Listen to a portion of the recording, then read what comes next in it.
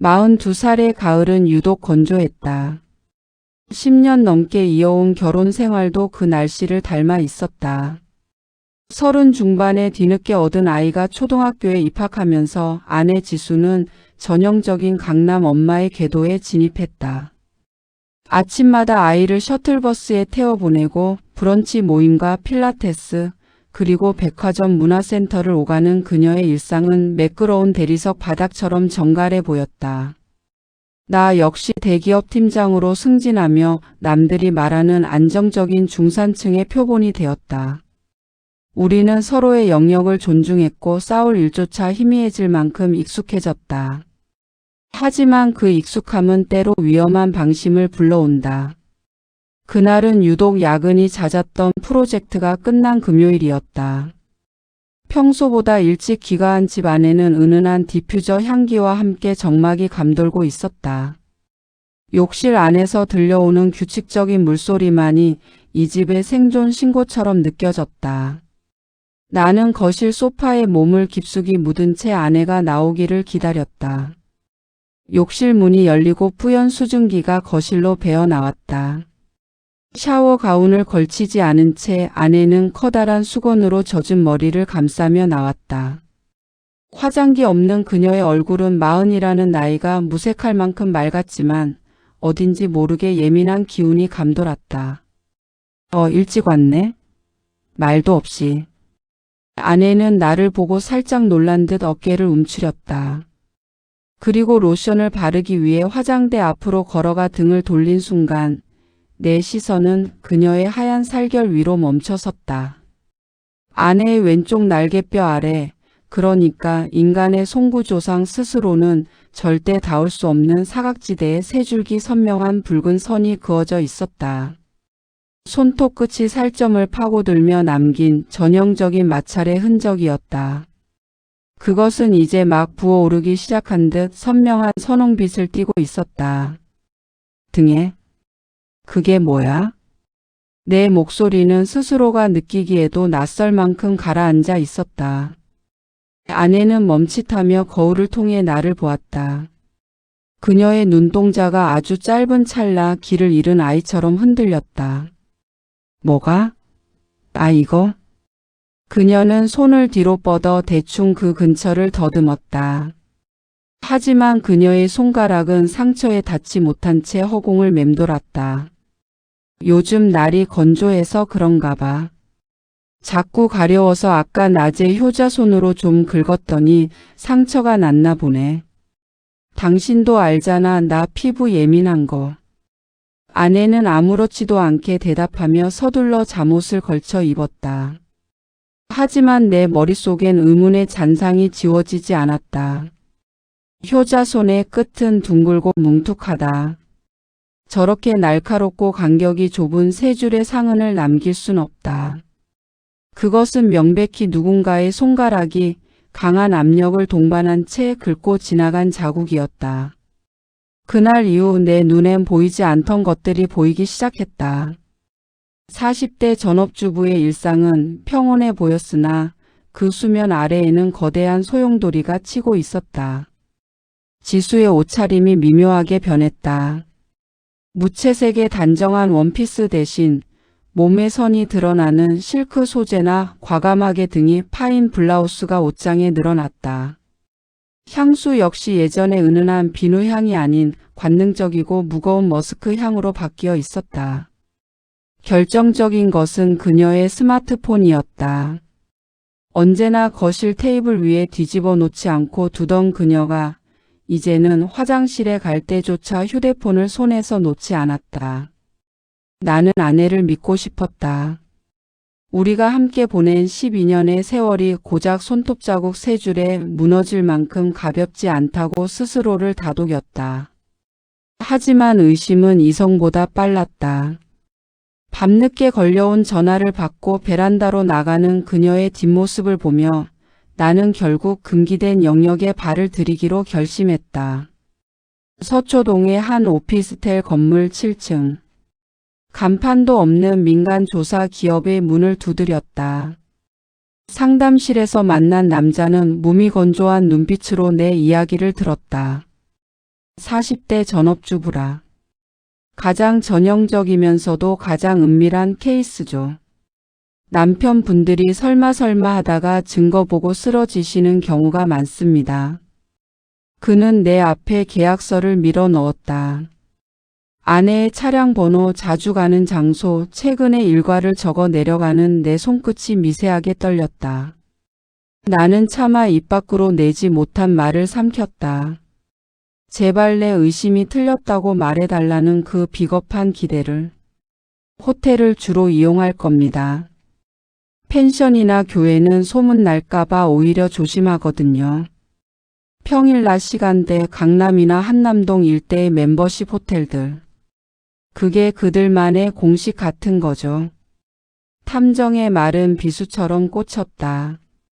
계약금을 입금하고 사무실을 나오는 길, 하늘은 여전히 건조했고 공기는 차가웠다. 집으로 돌아가는 차 안에서 나는 백미러에 비친 내 얼굴을 보았다. 초췌하고 비겁한 남자의 얼굴. 저녁 식사 시간, 지수는 평소처럼 아이의 학원 숙제를 챙기며 내게 이번 주말 시댁 방문 일정을 물었다. 아무 일도 없다는 듯 그녀의 목소리는 평화로웠다. 하지만 나는 알고 있었다. 그녀의 단정한 스웨터 아래 여전히 아물지 않은 채 붉게 남아있을 그 세 줄의 낙인을. 우리의 안락한 거실은 이미 거대한 연극 무대가 되어 있었다. 그리고 나는 이제 그 연극의 막을 내리기 위한 관객이 아닌 추적자가 되기로 했다. 탐정 사무소에서 연락이 온 것은 계약을 마친 지 불과 사흘째 되는 화요일이었다. 점심 식사를 마치고 돌아온 사무실 책상 위에 놓인 휴대폰이 짧게 진동했다. 발신자 제한 번호. 가슴이 철렁 내려앉았다. 나는 서둘러 비어있는 회의실로 들어가 문을 잠갔다. 말씀하신 대로입니다.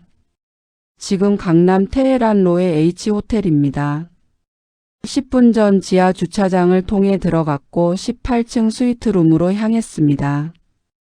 혼자가 아닙니다.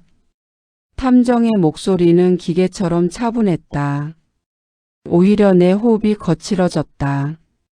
아침까지만 해도 내게 넥타이를 골라주며 오늘 비 온다니까 우산 챙겨요라고 다정하게 속삭이던 지수였다. 아이를 학교에 보내고 요가 학원에 간다던 그녀가 지금 이 대낮에 호텔 스위트룸에 있다는 사실이 도무지 현실로 다가오지 않았다. 상대 남자는 누굽니까? 내 물음에 탐정은 잠시 침묵하더니 낮은 목소리로 답했다. 저희가 파악한 바로는 아내분이 다니는 골프 아카데미의 프로 강사입니다. 30 중반쯤 됐더군요. 사진은 지금 메일로 보냈습니다. 직접 보시는 게 빠를 겁니다. 전화를 끊고 메일을 열었다. 로딩되는 짧은 몇 초가 영겁의 시간처럼 느껴졌다. 화면에 뜬 사진 속 지수는 내가 한 번도 본 적 없는 얼굴을 하고 있었다. 호텔 로비 근처 차 안에서 찍힌 듯한 사진. 그녀는 옆자리에 앉은 젊은 남자의 뺨을 어루만지며 환하게 웃고 있었다. 그 웃음은 내게 보여주던 의무적인 미소가 아니었다. 그것은 욕망과 설렘이 뒤섞인 20대 소녀 같은 생경한 빛이었다. 나는 홀린 듯 차를 몰았다. 회사에는 급한 집안일이 생겼다고 둘러댔다. H호텔로 향하는 길 내 손은 운전대를 부술듯이 꽉 쥐고 있었다. 40대 남자의 자존심과 10수년의 세월이 단 한 번의 배신으로 난도질당하는 기분이었다. 호텔 지하 주차장 3층 탐정의 차 옆에 내 차를 세웠다. 검은색 선글라스를 쓴 남자가 내게 다가와 뒷좌석 문을 열었다. 직접 올라가시겠습니까?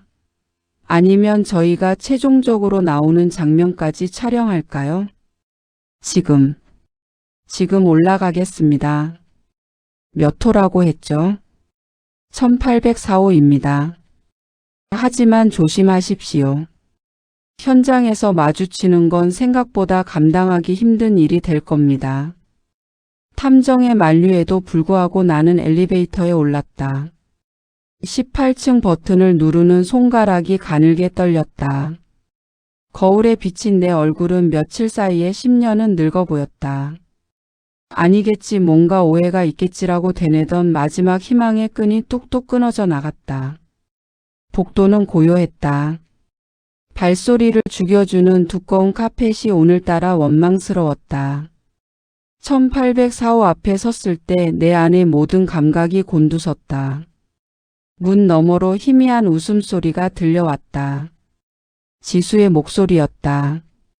아, 진짜? 아파라. 살살 좀 해. 지수의 장난 섞인 투정 뒤로 낯선 남자의 낮은 저음이 이어졌다. 당신 피부가 너무 연해서 그래. 근데 이거 알아? 이렇게 자국 남겨놔야 다른 놈들이 안 건드리지. 누가 건드린다고 그래. 나 애 엄마야. 애 엄마가 이렇게 예쁘면 반칙이지. 어제 남편은 눈치 못 챘어? 말도 마. 지난번에 당신이 긁어놓은 거 보고 효자손이라고 둘러대느라 혼났네. 그 사람 워낙 둔해서 그냥 넘어가더라고.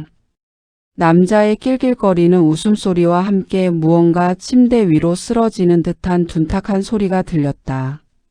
나는 문고리를 잡은 채 굳어버렸다. 둔해서 그냥 넘어갔다는 그녀의 말은 내 가슴에 독이 묻은 화살이 되어 박혔다. 내가 그녀를 믿었던 것은 둔해서가 아니라 우리가 쌓아온 시간이 그만큼 단단하다고 믿었기 때문이었다. 하지만 그녀에게 내 신뢰는 고작 속이기 쉬운 멍청함으로 치부되고 있었다. 문고리를 돌리려던 손을 멈췄다. 지금 이 문을 박차고 들어가면 무엇이 남을까? 알몸으로 엉켜있는 아내와 낯선 사내, 그리고 평생 씻어낼 수 없는 추한 기억들. 나는 잠시 숨을 몰아쉬며 뒤로 물러났다. 분노보다 더 깊은 모멸감이 나를 잠식했다. 나는 주머니에서 휴대폰을 꺼내 녹음 버튼을 눌렀다. 문틈으로 새어나오는 그들의 대화, 간간히 들리는 부딪히는 소리, 그리고 지수의 신음 섞인 웃음소리를 하나하나 담아냈다. 40년을 넘게 살아오며 내가 배운 가장 차가운 복수는 감정적인 폭발이 아니었다. 상대를 완벽하게 파멸시킬 수 있는 증거를 수집하는 것이었다. 1시간쯤 지났을까? 나는 다시 지하 주차장 내 차 안으로 돌아와 앉았다. 탐정이 창문을 두드렸다. 안 들어가셨군요.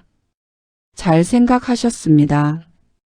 여기서 잡는 건 소란만 피울 뿐이죠. 법적으로는 사진과 영상이 더 확실합니다.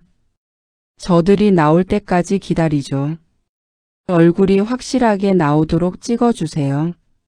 오후 4시가 조금 넘은 시각, 호텔 엘리베이터 문이 열리고 두 사람이 나타났다. 남자는 몸에 붙는 수트 차림에 매끄러운 인상이었고 지수는 아침에 입고 나갔던 그 단정한 베이지색 코트를 입고 있었다. 남자가 지수의 허리를 자연스럽게 감싸 쥐었다. 지수는 수줍은 듯 그의 가슴팍에 머리를 기대며 주차장을 가로질러 갔다. 그녀의 차 앞에 선 남자가 지수의 목덜미에 깊게 입을 맞췄다. 지수는 싫지 않은 듯 그의 목을 팔로 감싸 안았다. 찰칵찰칵. 탐정의 카메라 셔터 소리가 정적을 깼다. 내 가슴 속에서도 무언가 완전히 부서져 내리는 소리가 들렸다. 지수는 차에 올라타 거울을 보며 립스틱을 고쳐 발랐다. 아이의 학교 시간에 늦지 않으려는 듯 서두르는 모습이었다. 방금 전까지 다른 남자의 품에 안겨 있던 여자가 이제는 다시 자애로운 어머니의 가면을 쓰고 집으로 향하는 것이었다. 선생님, 이제 어떻게 하실 겁니까? 탐정이 물었다. 나는 핸들을 잡은 손등에 핏대를 세우며 차갑게 대답했다. 아직은 아닙니다. 지옥은 입구에서 돌려보내는 게 아니니까요.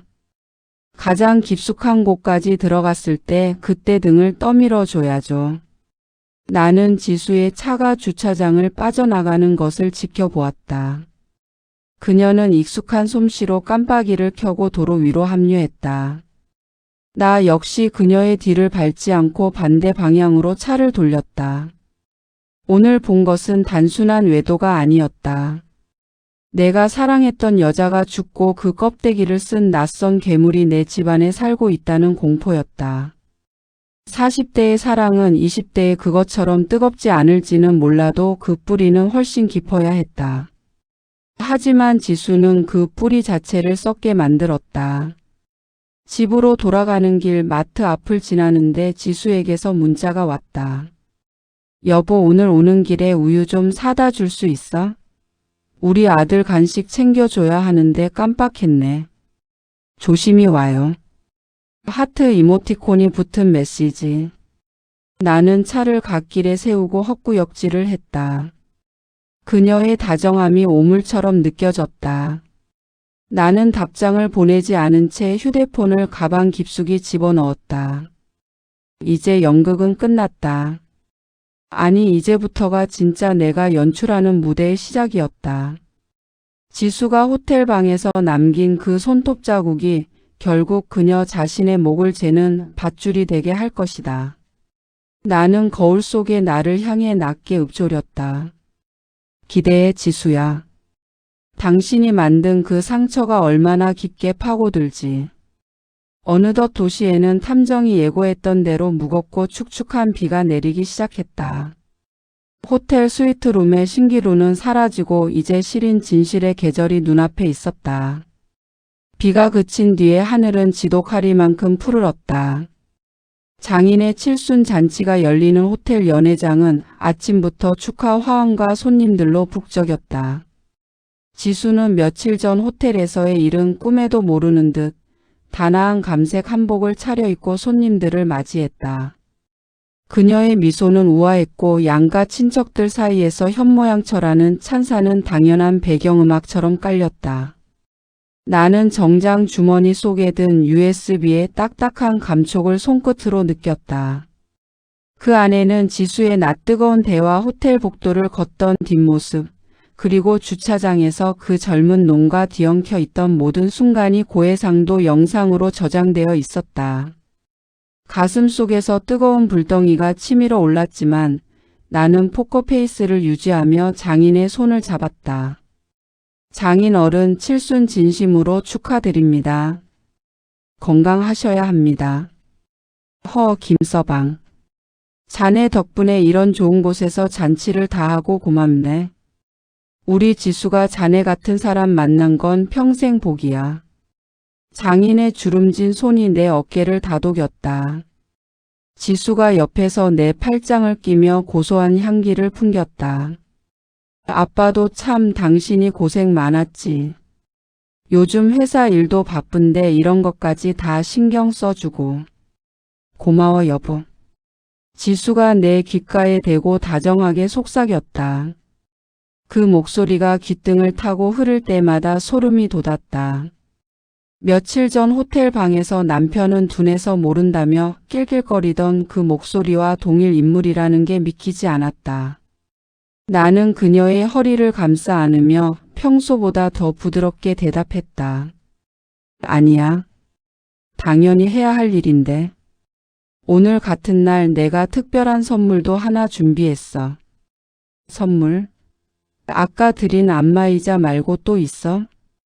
지수의 눈이 동그랗게 커졌다. 나는 그 눈을 빤히 바라보며 입꼬리를 살짝 올렸다. 응. 우리 가족의 행복했던 순간들을 모은 영상이야. 조금 있다가 헌주 끝나고 상영할 거야. 깜짝 놀랄걸. 연애는 무르익었다. 육순을 넘긴 친척들의 거나한 건배사가 이어졌고 아이는 사촌들과 뛰어놀며 웃음소리를 보탰다. 장인은 기분이 좋으신 듯 연신 술잔을 비우셨다. 드디어 내가 계획한 순서가 다가왔다. 자, 잠시 집중해 주십시오. 사위인 제가 오늘 장인 어른의 칠순을 맞아 저희 가족이 얼마나 행복하게 살아왔는지, 그리고 장인 어른이 얼마나 훌륭한 딸을 두셨는지 보여드리기 위해 작은 영상을 준비했습니다. 연회장의 조명이 서서히 꺼졌다. 지수는 무대 옆내 옆자리에 서서 기대감에 찬 표정으로 대형 스크린을 바라보았다. 내 손등 위로 그녀의 손이 겹쳐졌다. 차갑고도 부드러운 거짓된 온기였다. 영상은 처음에 평범하게 시작했다. 장인의 젊은 시절 사진, 지수의 어린 시절, 그리고 우리의 결혼식 장면들이 감동적인 음악과 함께 흘러나왔다. 여기저기서 아이고 예쁘네, 김서방이 신경 많이 썼네 하는 소리가 들려왔다. 지수의 눈가에는 살짝 물기가 맺히기 시작했다. 하지만 음악이 느려지더니 갑자기 뚝 끊겼다. 스크린이 잠시 검게 변했다. 왜 저러지? 기계 고장인가? 지수가 당황한 듯 중얼거렸다. 나는 그녀의 손을 놓지 않은 채 낮게 속삭였다. 아니, 이제부터가 진짜야. 화면이 다시 켜졌다. 하지만 이번에는 밝은 야외가 아니었다. 어두운 지하 주차장, 그리고 선명하게 찍힌 지수의 차였다. 뒤이어 화면을 가득 채운 것은 아내가 낯선 남자와 뒤엉켜 호텔 로비로 들어가는 장면이었다. 화질은 탐정이 호언장담한 대로 얼굴에 점 하나까지 보일 만큼 선명했다.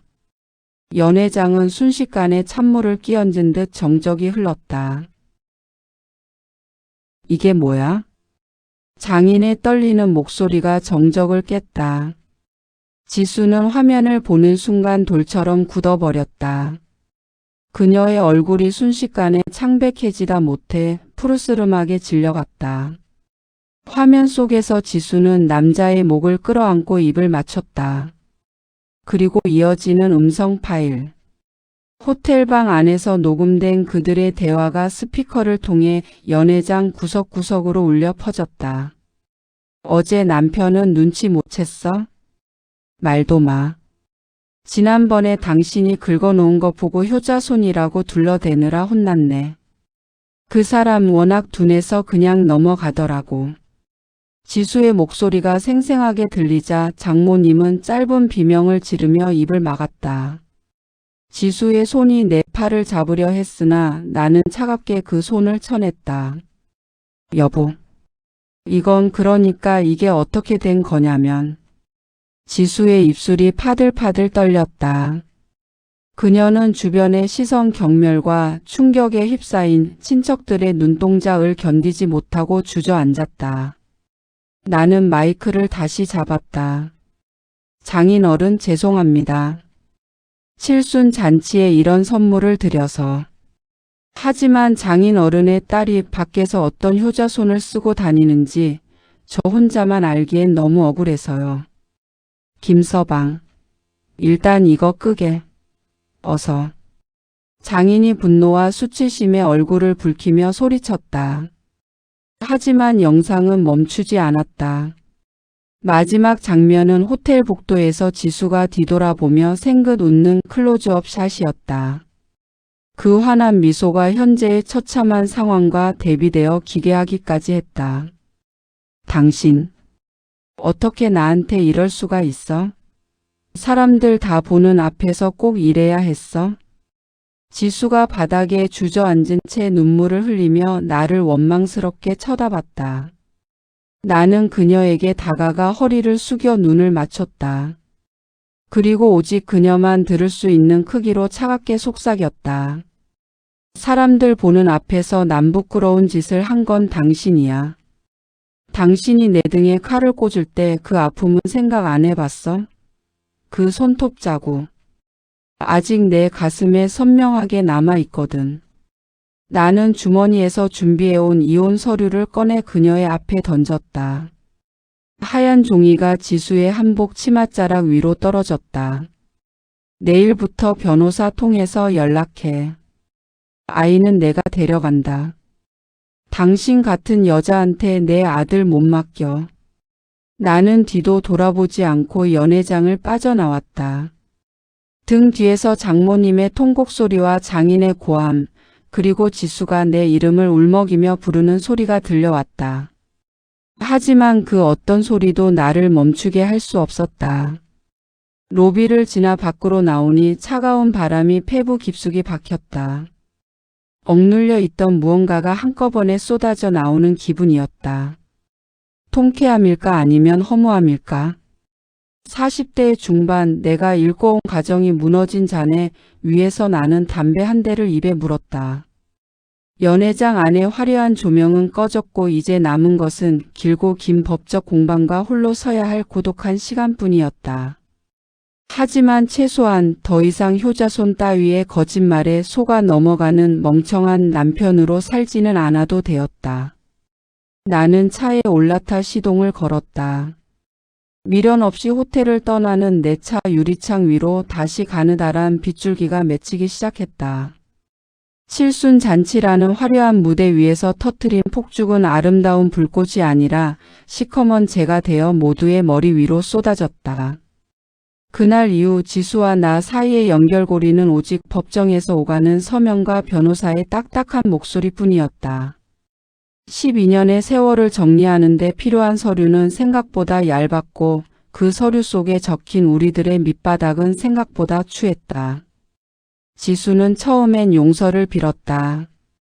집 앞으로 찾아와 밤새 울기도 했고 장인 어른까지 나서서 한 번만 눈 감아주게 내가 대신 사죄함세라며 무릎을 굽히셨다. 하지만 내 마음은 이미 거대한 빙하처럼 굳어 있었다.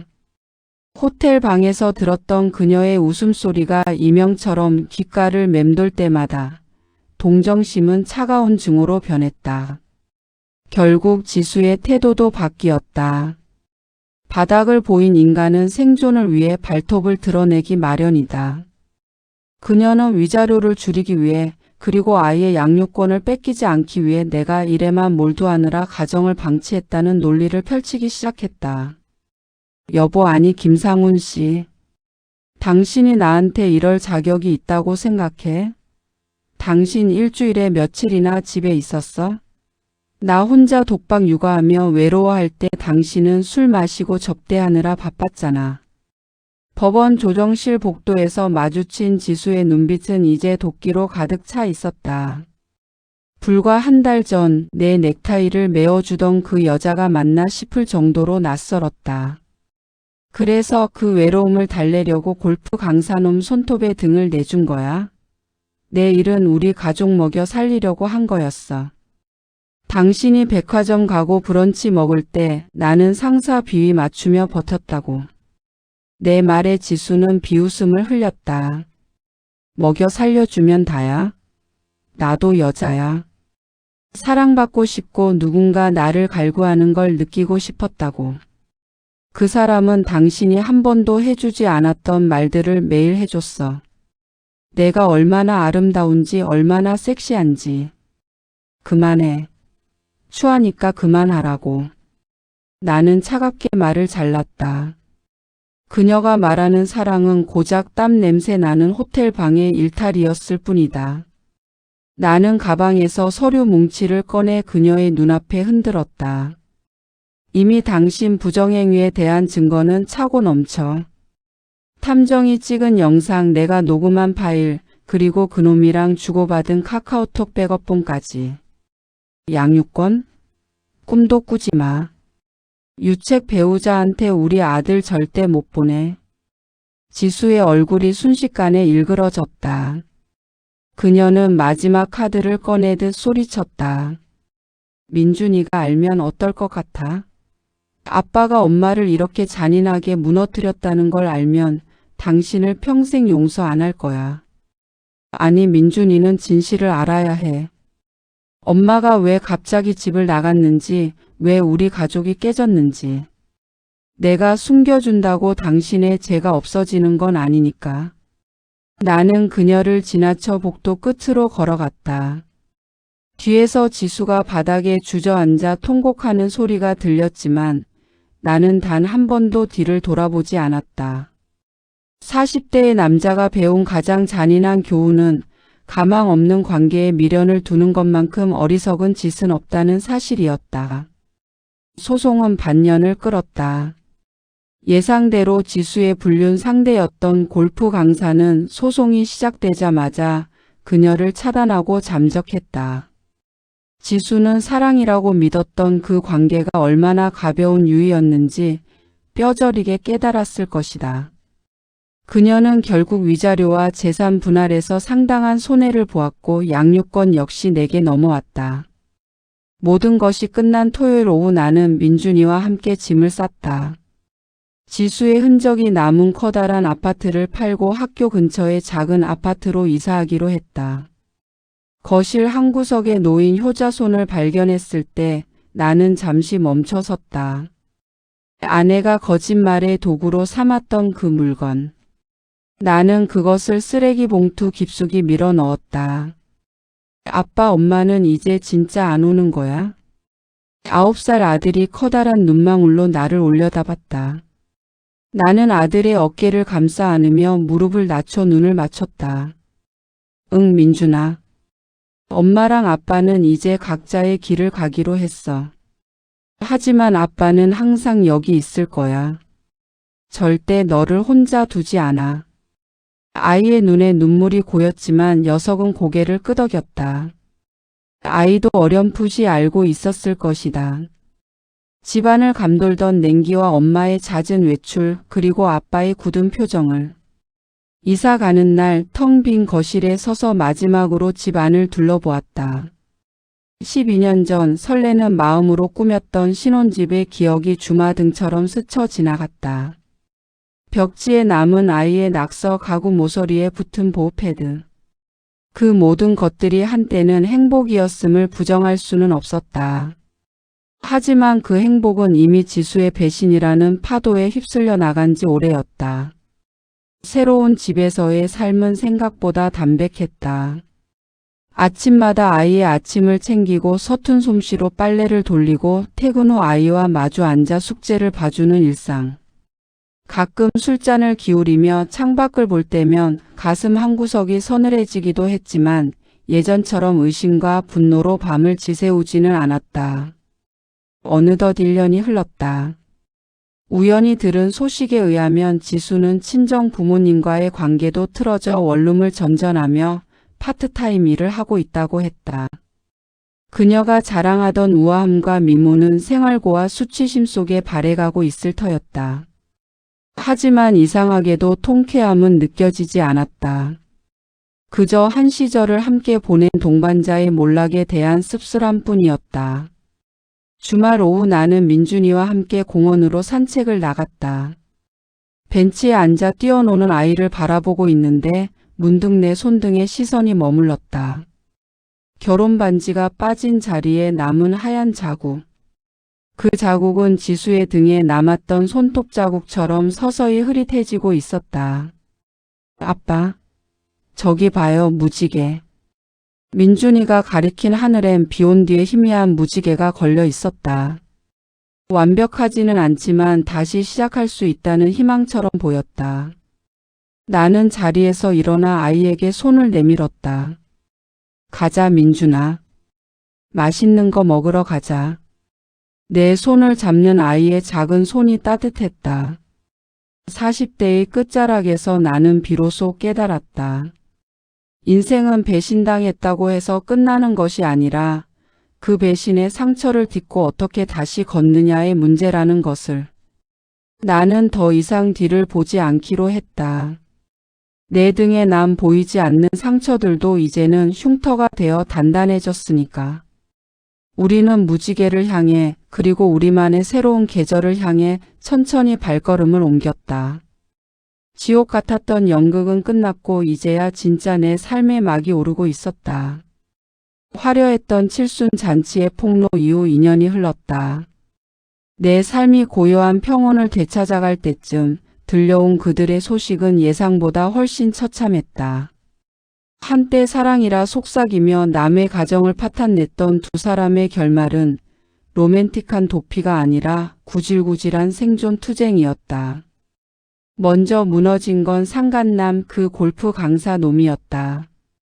소송 과정에서 그놈의 정체가 낱낱이 밝혀졌다. 번듯한 외제차는 카푸어의 허세였고 살고 있던 오피스텔도 월세가 밀려 쫓겨나기 직전이었다. 내가 제기한 상간자 위조료 소송에서 패소하고 수천만 원을 물어내게 되자 그놈은 다니던 아카데미에서도 불륜남이라는 낙인이 찍혀 퇴출당했다. 강남 바닥에서 소문이 난 레슨 프로를 받아줄 곳은 없었다. 한때 사모님들의 마음을 훔치던 매끈한 손에는 이제 골프채 대신 배달 핸들이 쥐어져 있었다.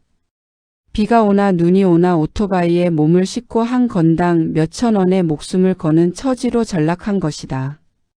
들리는 말로는 사채까지 손을 대어 일수꾼들에게 쫓기느라 밤마다 잠자리를 옮겨 다니는 신세라고 했다. 지수의 삶은 더 처절했다. 친정에서도 내쳐진 그녀는 위자료를 지불하고 남은 쥐꼬리만한 돈으로 경기도 외곽의 낡은 빌라 옥탑방에 자리를 잡았다. 평생 손에 물 한 방울 안 묻히고 전업주부로 살며 백화점 문화센터나 전전하던 그녀에게 세상은 냉혹한 전쟁터였다.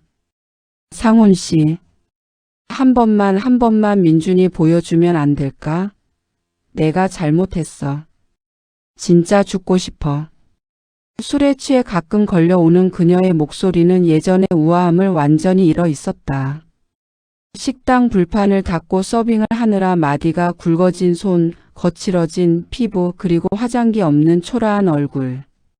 그녀가 그토록 갈구했던 여자로서의 삶은 역설적이게도 그 불륜으로 인해 완전히 거세당했다. 한 번은 거래처 미팅을 마치고 돌아오는 길에 동네 마트 앞에서 판촉 행사를 하는 그녀를 우연히 본 적이 있다. 목이 터져라 사은품을 외치며 사람들에게 고개를 숙이는 그녀의 뒷모습은 너무나 왜소했다. 한때 내가 세상에서 가장 소중하게 안아주었던 그 등은 이제 손톱 자국 대신 삶의 무게에 짓눌려 굽어 있었다. 두 사람은 소송 초기 서로를 지켜줄 것처럼 굴더니 돈과 현실이라는 벽 앞에 서자마자 추악하게 물어뜯기 시작했다. 지수는 그놈에게 당신 때문에 내 인생이 망가졌다며 울부짖었고 그놈은 지수에게 누가 꼬셨냐, 너 같은 년 만난 게 내 인생 최대의 실수다라며 폭언을 퍼부었다고 한다.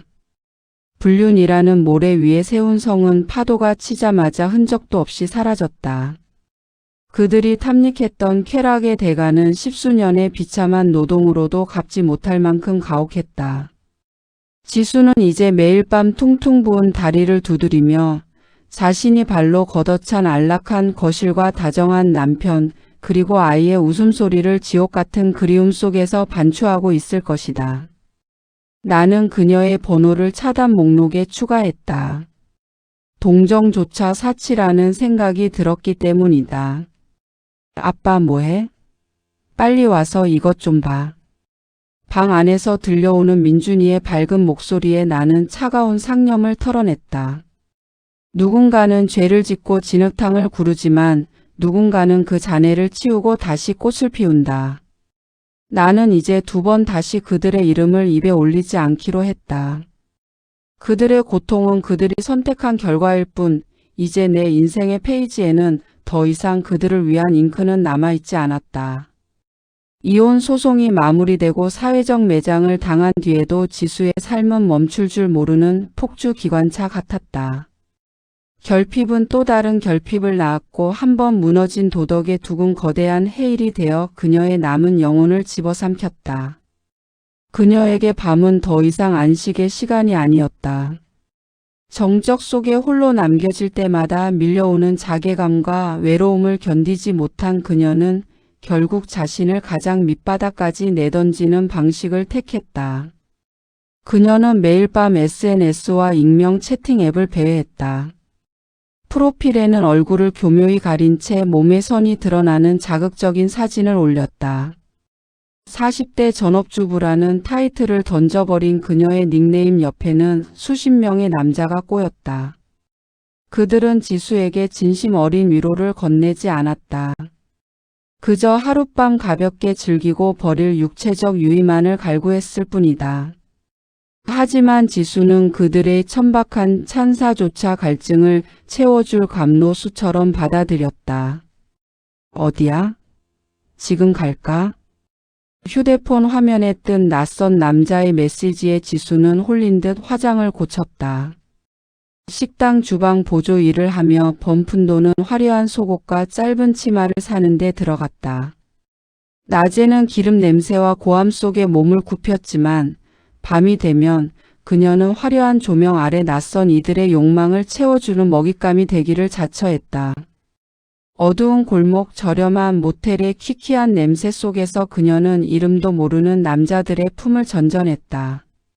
그들이 자신을 함부로 다룰수록 살같이 쓸리고 새로운 손톱 자국이 몸 구석구석에 새겨질수록 지수는 역설적인 살아있음을 느꼈다. 그것은 사랑이 아니라 자학에 가까운 행위였다.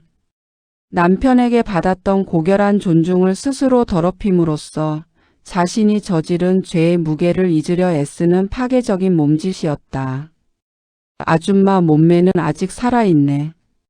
근데 눈빛이 왜 그래? 꼭 죽고 싶은 사람처럼. 싸구려 담배 향을 풍기던 남자가 던진 말에 지수는 대답 대신 멍한 눈으로 천장을 바라보았다. 한때는 사랑하는 아이의 자장가를 불러주던 입술로 낯선 남자의 비위를 맞추고 남편의 따뜻한 손길이 머물던 피부는 이제 거친 욕망의 배설지가 되어버렸다. 새벽녘 남자가 던져두고 간 몇 장의 지폐를 챙겨 모텔을 나설 때면 차가운 새벽 바람이 그녀의 휑한 가슴속을 파고들었다. 길가에 고인 빗물에 비친 자신의 모습은 추하기 그지없었다. 하지만 그녀는 멈출 수 없었다. 내일 밤이면 또다시 그 지독한 외로움이 찾아올 것이고 그녀는 다시금 자신을 파멸의 구렁텅이로 몰아넣을 남자를 찾아 헤맬 것이기 때문이었다. 지수의 소문은 금세 인근에 퍼졌다. 돈만 주면 혹은 말만 잘하면 아무나 만나는 여자라는 낙인은 그녀를 더욱 벼랑 끝으로 밀어넣었다. 이제는 그녀를 진심으로 대하는 사람은 단 한 명도 남지 않았다. 그녀가 밤거리를 헤매며 남자들을 찾아 몸을 내던질수록 그녀의 영혼은 가루가 되어 흩어졌다. 자신을 함부로 굴리며 얻은 것은 찰나의 마비뿐이었다. 집으로 돌아가는 길, 그녀는 가끔 거리에 세워진 아동복 매장의 쇼윈도를 보며 멈춰섰다. 아이에게 사주고 싶었던 예쁜 셔츠를 바라보다가 자신의 더러워진 손을 깨닫고는 황급히 도망치듯 자리를 피했다. 그녀에게 남은 것은 이제 돌아갈 수 없는 과거에 대한 회한과 매일 밤 반복되는 추악한 밤의 굴레뿐이었다. 꽃처럼 피어났어야 할 40대의 중반, 지수는 스스로 선택한 욕망의 늪에서 숨이 막힌 채 서서히 가라앉고 있었다. 그것은 세상 그 어떤 복수보다도 처절하고 비참한 스스로가 스스로에게 내리는 종신형이었다. 드디어 막장 드라마의 회원 가입이 시작되었습니다. 당신의 인생이 드라마가 됩니다. 막장 드라마 채널 멤버십으로 주인공이 되세요.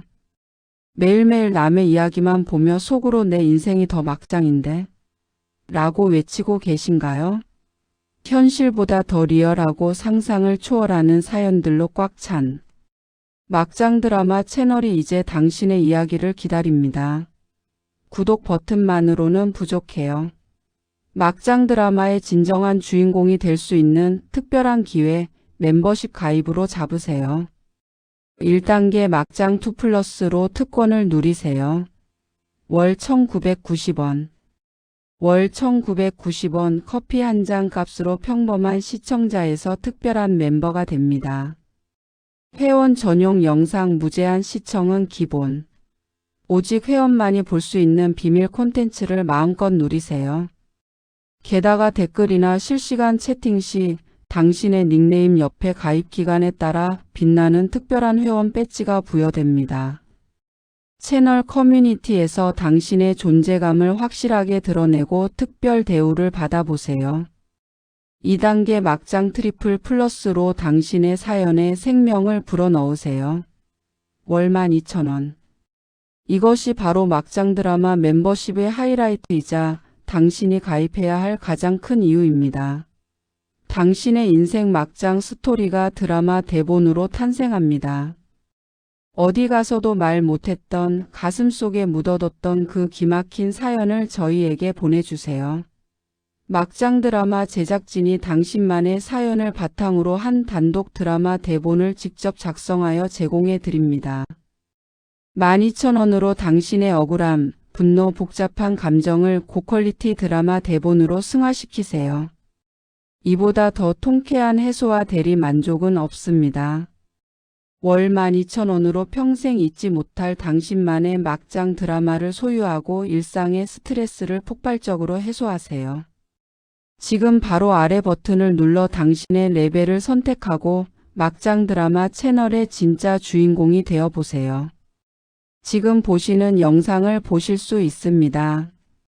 지금 바로 가입 버튼 눌러주세요.